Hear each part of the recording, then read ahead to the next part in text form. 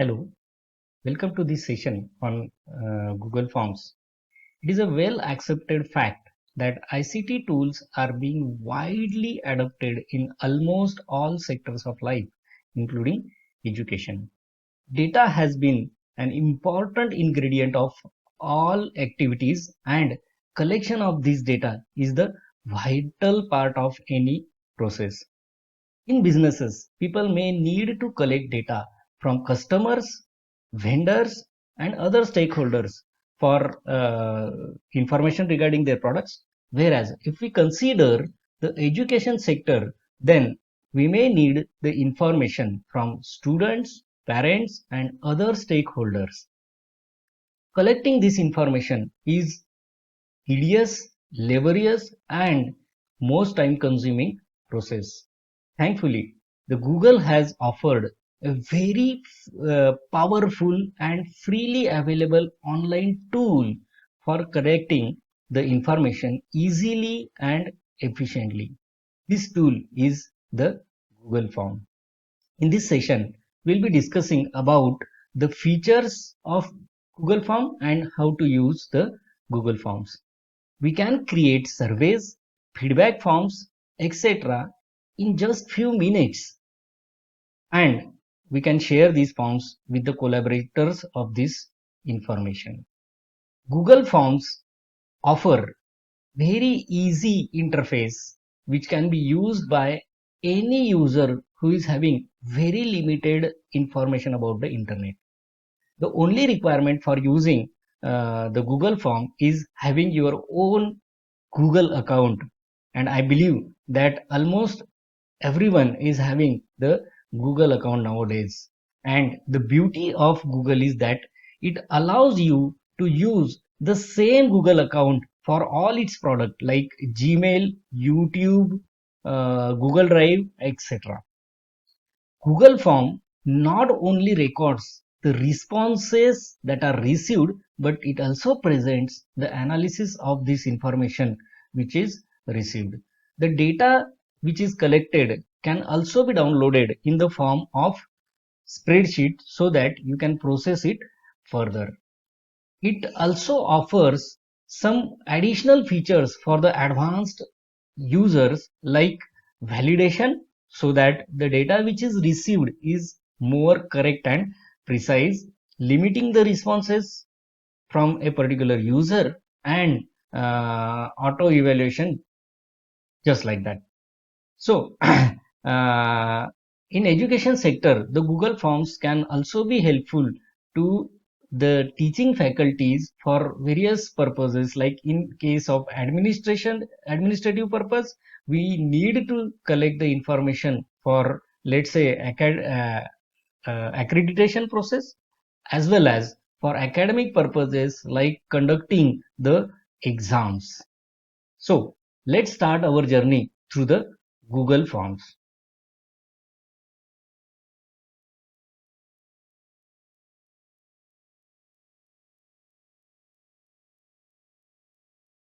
So now let's see how to design the forms, Google Forms. It is always a good practice to make a groundwork for whatever we are going to design. So what I have done here is that I have designed the feedback form for a course. Let's say, for example, the computer network. Now, whatever the form I will be designing, we should list out which questions I will be giving for the respondents, what will be the type of that question, and what are the responses that are expected from them. If I have listed it down, just like here in this case, what I have done, I have collected the personal information of the learner like name, address, state, etc., as well as I am taking the feedback for the course. So the questions like the questions about sessions, the rating about the course, and just like that. So what I did, I have initially listed out the questions, and this has really made my job easier for designing the forms in Google. So I will go to the browser. It may be any of the browser, Google Chrome or Mozilla Firefox or anything that you like. So I have opened the Google window. I have already signed into the Google account.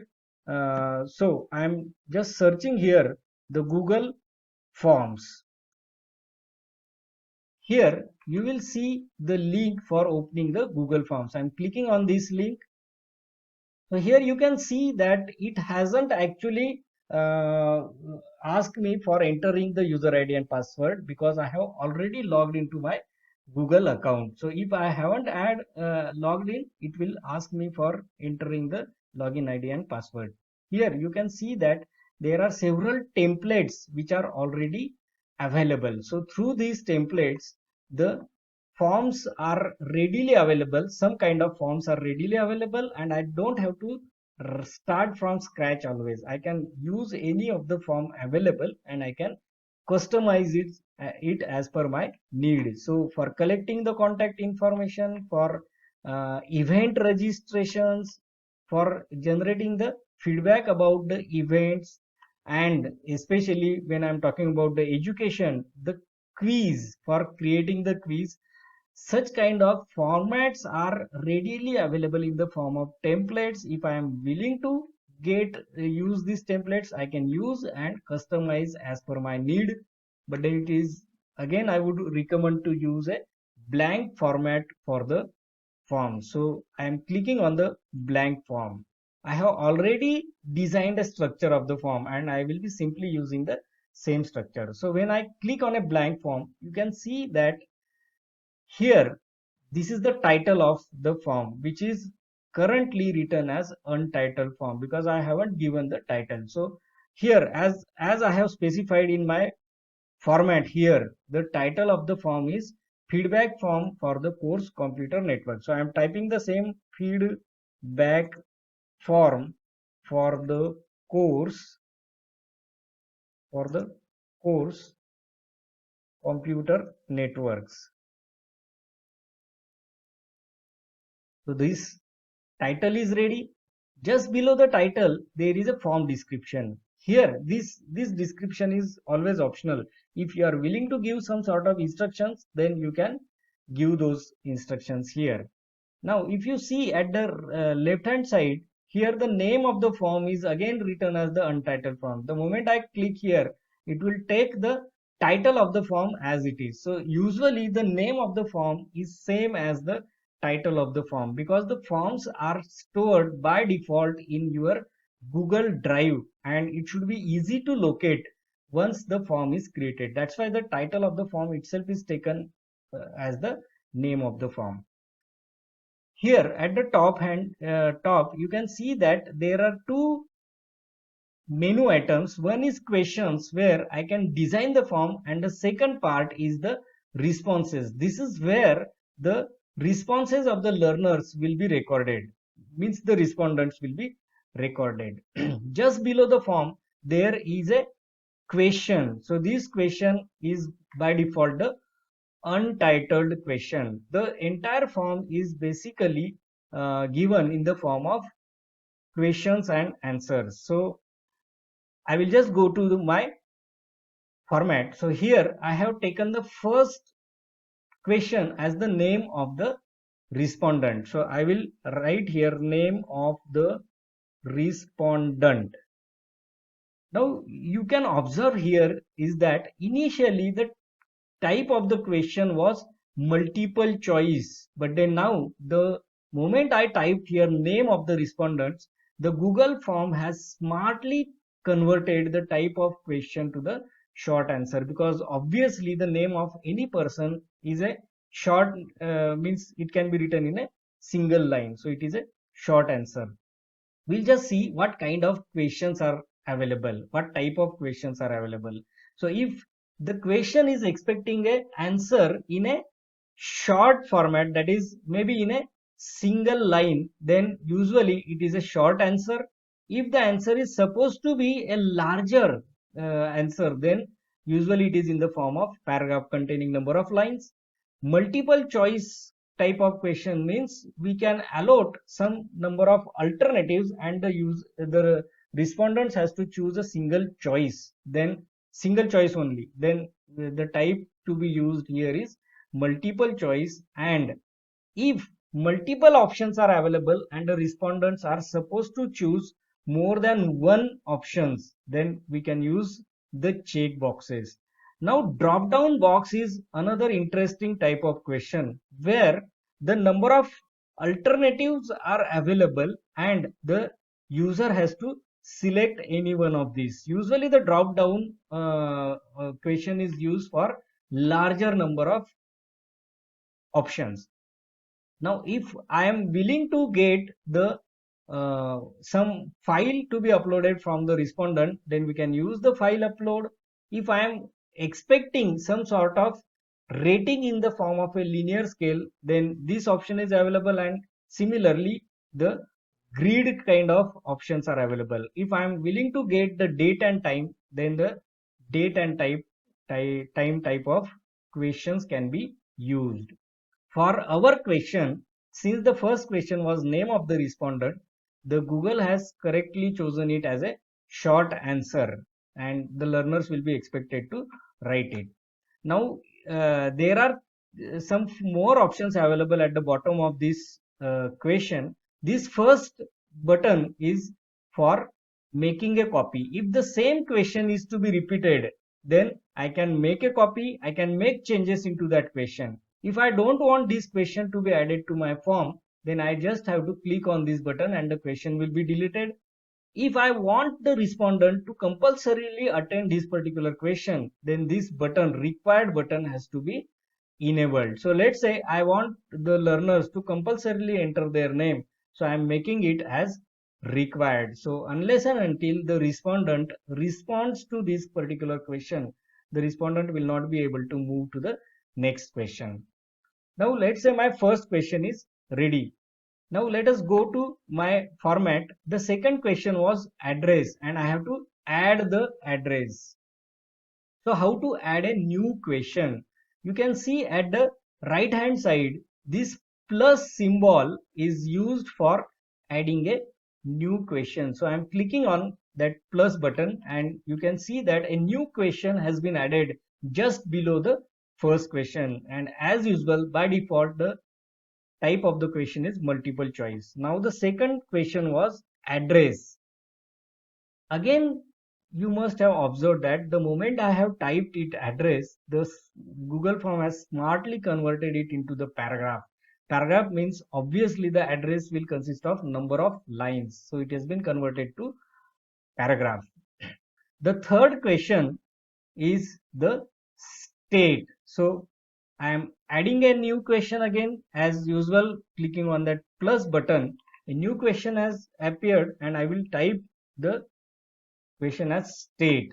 Now, although it has chosen it as a short answer, we know that the number of states in India are fixed, right? If I am allowing the respondents to type the states, the chances are that we may get some different kind of answers from the respondents. Like let's say if the learner has to type Maharashtra, then some people may correctly type the spelling of the state Maharashtra. Some people may make a mistake while typing the name of the state. Some people may make a short of the state like MH.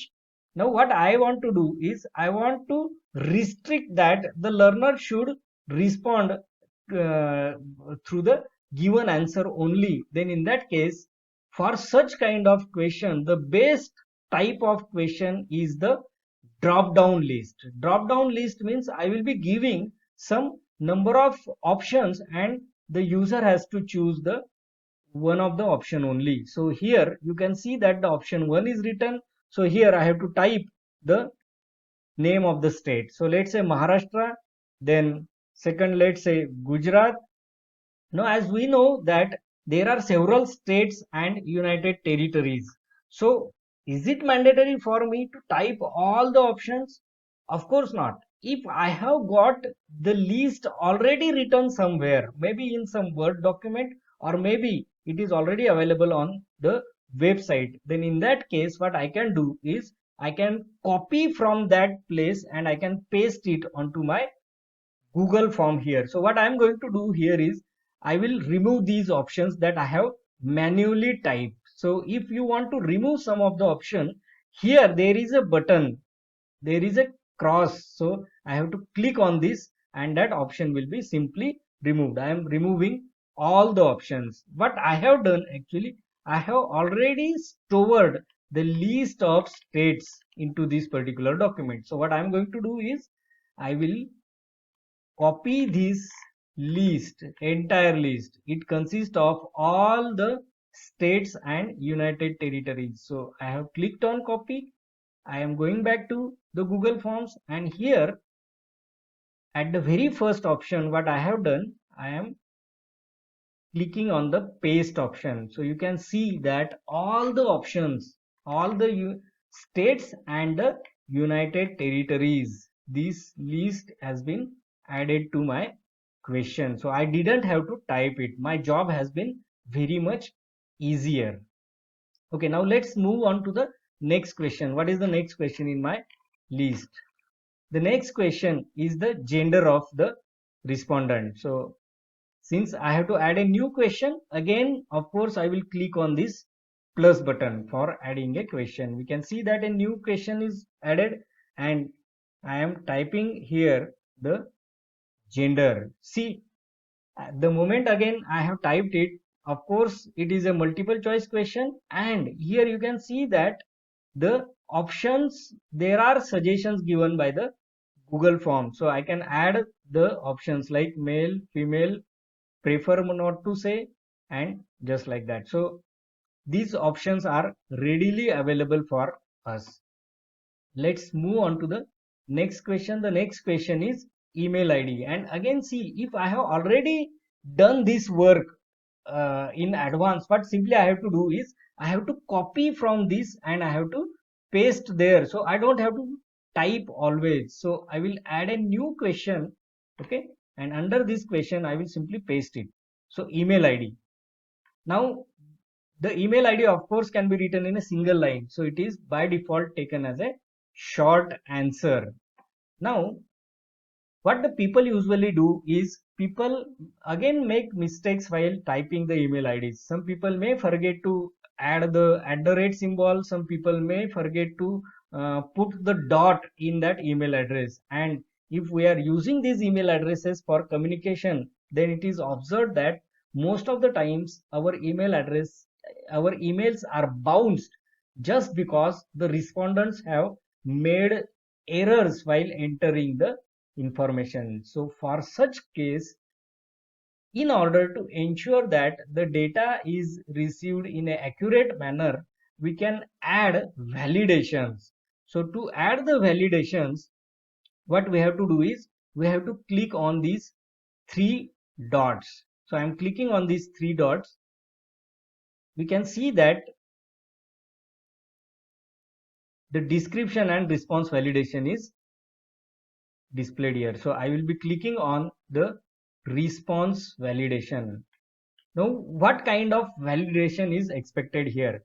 I am expecting the learners to enter a email ID, and email ID of course is a text. So I will choose from this drop down list, I will choose the text. Now what does this text consist of? The text is usually this particular question is a email address.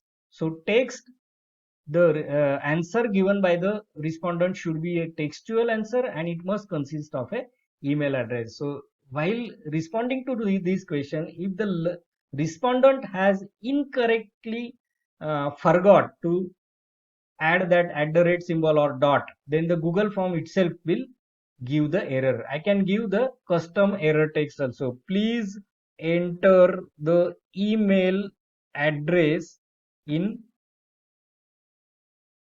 correct format. Or if we haven't even given here this error message, the Google would have given the correct address. We'll see the next question. Now here you will find that I have written in my design that I am expecting a new section. Now up to this part I have collected the personal information of the respondent. Now I am willing to get the feedback for the course. So what I have to do is I have to create a new section. Now I will move on to explaining this portion of the Google form. So here we have explored this. The plus button is used for adding a new question. This button allows you to add the import the question from another form. The next part, this one allows you to add the title and description, which we have seen at the top. Then this button allows you to add image. This button allows you to add the video, and this is the button where we can add a new section. So I'm going to add a new section, so I have clicked on this button. The moment I click on a new section, it asks me to give the title about that section. So the title is feedback about the course. Okay, so this is just the title. Let's see which question I have chosen actually for the session. So the first question here in section 2 is, which sessions have you attended? So I will copy from this and I will add a new question. So clicking on the plus button, question, which sessions have you attended? Now see, the moment I have written here, it has again converted the type to the check boxes, because the chances are that there are multiple sessions and we allow the learners to attend more than one sessions also. Let's say I have offered this course in two sessions, the morning session and afternoon session, and I have allowed the learners to attend either both of the sessions or any of the sessions. So what I will do, I will give the option to morning, then afternoon. So I have just given these two options. Now why it is taken as check boxes? Because chances are that the learner may have attended both of the sessions. That's why the check boxes are given here. Next, the second question that I have chosen here is, how would you like to rate the overall course? So again, I have clicked on the plus button. The question I have already copied from my file. Okay, so how would like to rate the overall course? This question can be a multiple choice question or it can be a linear scale. So I have selected it as a linear scale. Linear scale maybe from 1.1 to some x number. So 1 to 5, or I can change it from 6, 7 up to 10. So 1 is the lowest value and 10 is the maximum value. So 1 means, let's say I am giving it as the poor, and the highest value indicates a excellent. So let's say I am making it from 1 to 5. So if the learner feels that the course was the poorest course, then it will choose the option 1. Otherwise, if the learner feels that the course was excellent, the learner or the respondent will choose the value 5. So the next I have the question that I have designed here is, how did you find the following aspect of the course? Now I am actually getting the information about the various aspects. So again I am adding a question. The question is copied. So how did you find the following aspects of the course? And it has again automatically converted it to multiple choice grid. You can see here, you may have seen such kind of feedbacks actually. So I have designed it like the contents, expertise of the teacher, reading material, and evaluation mechanism. All of these aspects have to be graded into four parts, whether it was poor, moderate, good, or excellent. The same thing I am going to now type into my Google form. So contents.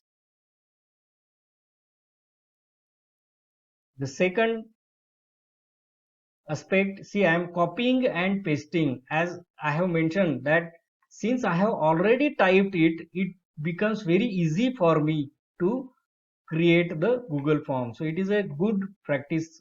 Again, I will reiterate that you should prepare the form well in advance. So these are the four aspects on which I am expecting the respondent to respond. Okay, and the first kind of evaluation of the respondent is in column 1 is poor, then second one is moderate, the third one is good, and fourth one is excellent. So I can either copy paste or I can type here also. So the next question is a multiple choice grid question that I have chosen, and the last question that I have chosen here is which aspect of the following topics did you like the most. So since I have to add a new question, I'm clicking on the add question button. Then which aspect of the following topics did you like the most? Now chances are that for a single topic the learner may have liked more than one aspect. So here the type of the question is checkbox grid. I have chosen it as a checkbox grid. So here the number of topics are topic 1, 2, 3, 4. So I will be typing here topic 1, then second topic 2, then topic 3 and topic 4. Under the columns, the topics are the aspects of the topics are contents. So I am copying from this place contents. Then second is time allotted. The third presentation, quality of material, and the last aspect is the assessment that was used for this particular topic. You may have seen that since I have prepared it in advance, it was very easy for me to switch between the windows and copying from one place to another place. So let's say this was the form that I am expecting the learners to submit the feedback about my particular course. So I am just going at the top of the page of this particular form. Now my designing of the form is now ready. Before sharing this form with the respondents, I must check how the form actually looks like. So for that purpose, there is a option called as preview. At the top end, there are various buttons, like the first button is customize the theme. This button allows us to customize the theme. Theme means choosing the colors and the images and just like that. The second button is important, and this is the button that allows us to preview how the form will look like. So I'm clicking on this button preview. So we can see this is how the form will look like. The title of the form, then name of the respondent. You can see that it is a short answer question. Then address is a multiple line question. Now the moment I moved ahead of this question, it is written here is that this is a required question because I have made it as required. So unless and until the learner enter the response to this question, the form will not be submitted. So here the learner can enter the address. Here we can see that the state is a drop down list. So here I am not allowing the learner to type the state. So the learner has to choose the option, one of the option from this particular form, then the gender, email address, and then since I have divided the form into two sections, so first section is now completed here. So what I will do, I will make entry for a sample feedback. So I am using my own name here, name of the respondent, address. Let's say I am putting the address of my organization.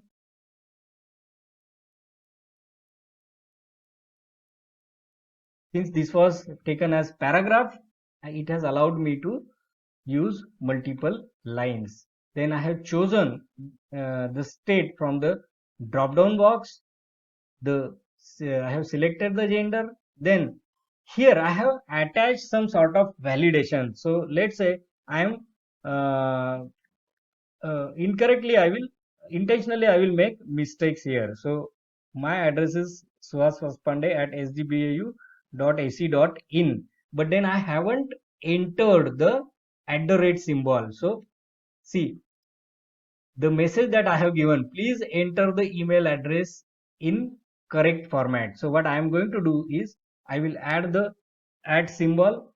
Now you can see that that message has been removed. So let's say if I didn't enter any single dot, then again I will get an error that please enter the email address in the correct format. So the validations ensures that whatever the values are entered, data is entered by the respondent, that is in the correct format.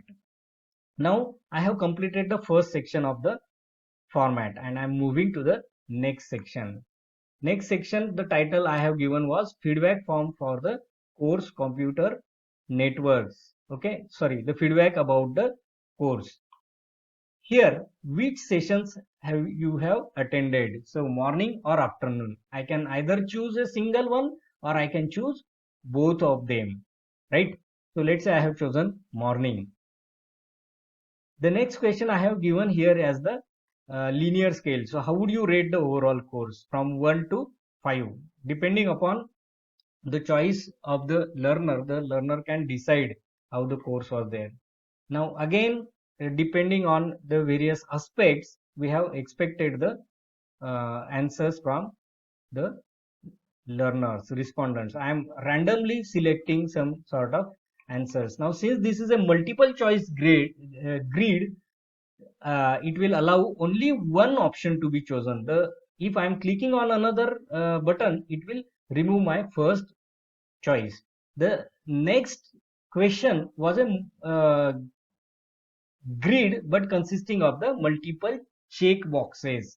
So for different topics, let's say for topic 1, the respondent has liked the contents as well as the presentation of the expert or the teacher. For topic 2, the learner has liked the presentation as well as the quality of material. For third topic, it has the learner has liked the time allotted, quality of material as well as assessment. And for topic 4, the learner didn't like anything, so the learner can skip the entire options also. Since this was the last question, here you would find that there is a button for submitting the answer. Okay, so when the respondent is clicking on submit, the button will be the response will be recorded, and I have got the message, your response has been recorded. So this is where I have actually previewed how the course will look like. So this button allows me to preview how the uh, form will look like. If we have found that something is wrong in that preview, some question is not correctly displayed or some option is incorrectly typed, then I can make changes into my form and the changes will be automatically saved. So here you can see the at the top of the page that one response has been recorded since I have submitted one response. So now we will just move on to this section. So when I click on the responses section, I can find that the responses are recorded here. The responses are, the summary is shown here, question wise responses are available, and I can see the responses for every individual respondent. Now since only one response has been recorded, I have entered it, so I can see the summary as who has entered it, the address of the person. Not only these, the Google allows you or presents a analysis of the responses. So you can, since only one response is recorded, I can see that 100% of the respondents are from this particular state, 100% of the respondents are male, then these are the email addresses, then uh, in this way we can see that the questions are basically analyzed. Now see which aspects the learners have liked. So again here the entire information is available in the form of charts. So Google provides you a very powerful feature that not only it just collects the addresses, but then it helps you to analyze the responses also. So in this way, the Google Forms are very helpful to the people. Now let us see how to share this form with my respondents. So here there is a button, send button. Okay, so what simply I have to do is I have to click on this button. Here there are various options that are available. At the very first option, you can see that collect email addresses. So whenever the respondents are responding to this particular form, okay, automatically the email address will be stored into your response. Then there are various ways we can send this form. We can send the form through email address.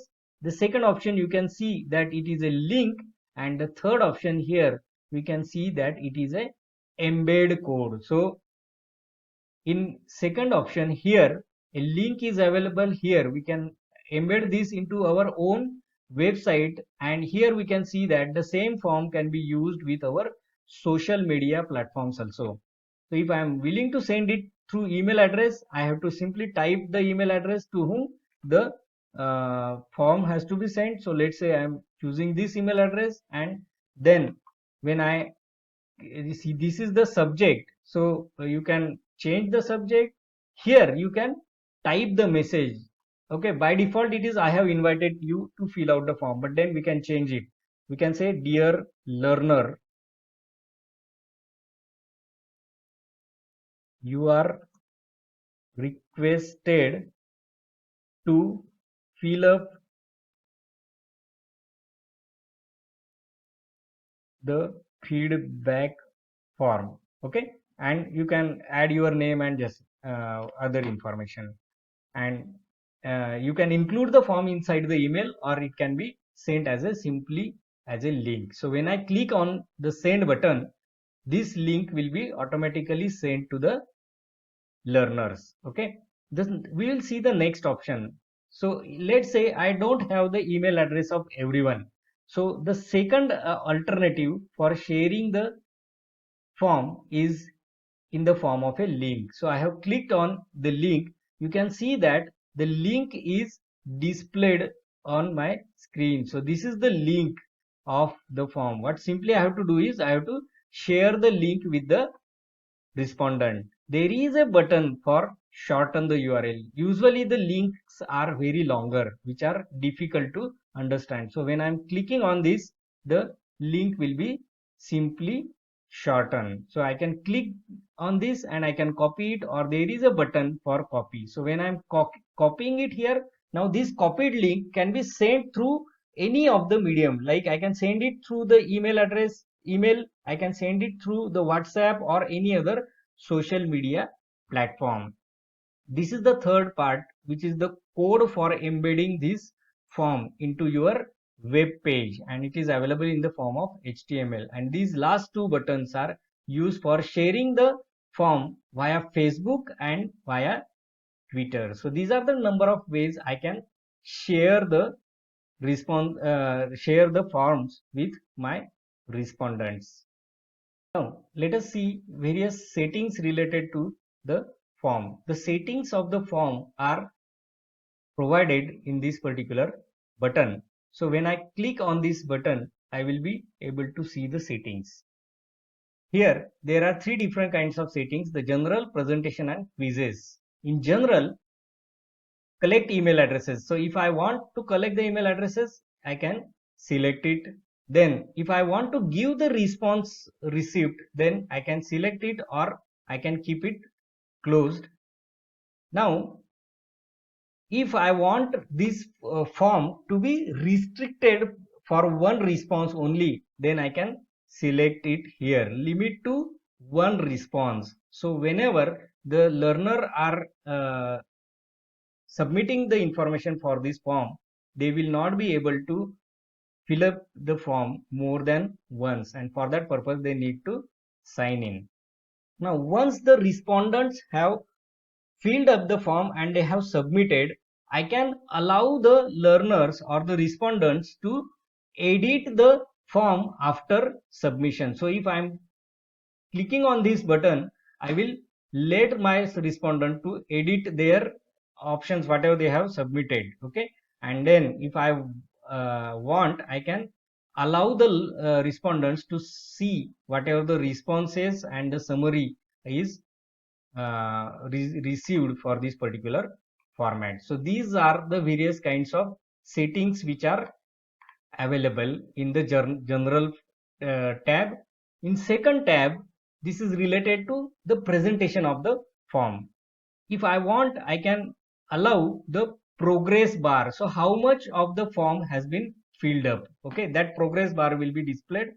The question order can be shuffled, like the first question will be displayed at the third number, the fifth question will be displayed at the first number, and just like that. We know the shuffling of the question. Usually this is used with the exam kind of thing. So if I am creating a Google form for examination purpose, then this option is used. Then if I am willing to submit more than one responses, then I can click this on. Okay, then the confirmation, by default the response was your response has been recorded. You can have your own response, like let's say thank you for submitting your feedback. Okay, so you can have your own customized confirmation message. So this was the setting for the second tab. And the third kind of setting is quizzes. Usually these settings are used with the examination kind of form. So if I have designed quiz, then I have to make it as a quiz. So I have to click here, and this will help me to make it as a quiz and assign the point values to the question. No, so far whatever the questions we have designed, the questions were not having any kind of grades. But then when I make it as a quiz, then I can assign the grade values to the question, and I can again allow for auto valuation. Now, if it is a quiz, of course, at the end of the submission of the quiz, I can release the grades, that is the marks obtained. So when the marks should be obtained, I can allow the questions or the grades to be released immediately after each of the submission, or I can allow the manual release after the review. Then after the learners or respondents have responded, what they can do, they can see which questions they have missed, they can see the correct answers, and they can see the point values, how much of the score they have uh, received, or how much grades they have scored. So these are the various kinds of settings that are available with the forms. So at this moment, what we have done is we have covered most of the important points of the forms. This is one point where we can, now we have seen that the responses can be seen in this particular tab. So when I'm clicking on these responses, I can see which responses have been received. And as I have mentioned in the earlier part, that I can download all the responses in a spreadsheet, that is in a Excel format. So what simply I have to do is I can create a spreadsheet, create a new spreadsheet. So I am clicking on the create. So you can see that a spreadsheet has been created where whatever the questions were there, all the questions and the responses received are available in this particular spreadsheet. So doesn't matter how many responses are received, all the responses will be downloaded in the form of a spreadsheet, and we can analyze these responses as per our requirement. So I hope that you have understood how to design the form and how to use it. As I have mentioned in the beginning itself, that it is always a good practice to create a form something like this in any of the word processor like MS Word or something like that, so that it becomes easier for us to just copy the questions from this point and add it to the Google form. Thank you.